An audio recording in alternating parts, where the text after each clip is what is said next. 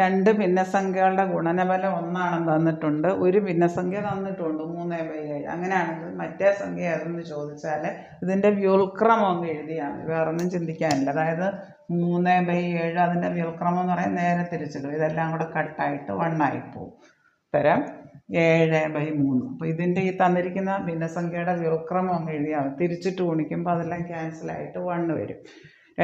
ഈ മോഡലുള്ള കണക്ക് വെച്ച് എങ്ങനെ ചെയ്യാം? രണ്ട് ഭിന്നസംഖ്യകളുടെ ഗുണനഫലം ഒന്നാണെങ്കിൽ ഒരു ഭിന്നസംഖ്യ തന്നിട്ടുണ്ട് 3/7 ആണെങ്കിൽ മറ്റേ സംഖ്യ ചോദിച്ചാൽ അത് നേരെ തിരിച്ചിട്ടാണ് 3/7 × 7/3 കട്ടായിട്ട് 1 വരും. ഓപ്ഷൻ ബി ആണ് ഉത്തരം.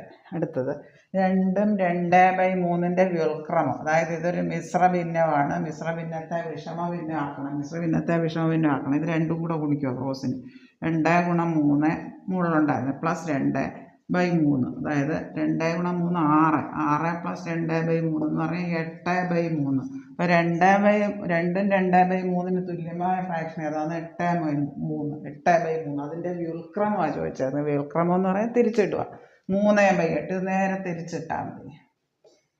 3/8 ഓപ്ഷൻ സി ആണ് ഉത്തരം. 2ഉം 2/3 മിശ്രഭിന്നത്തെ വിഷമഭിന്നമാക്കുക. 2 × 3 ഇത് രണ്ടും കൂടെ ഗുണിച്ച് ഇത് കൂട്ടുക പ്ലസ് 2/3, 6 + 2/3 8/3. 8/3ൻ്റെ വ്യുൽക്രമം റെസിപ്രോക്കൽ, നേരെ തിരിച്ചിട്ടാൽ മതി. അതാ ചോദിച്ചേക്കുന്നത്. 2ഉം 2/3ൻ്റെ വ്യുൽക്രമം.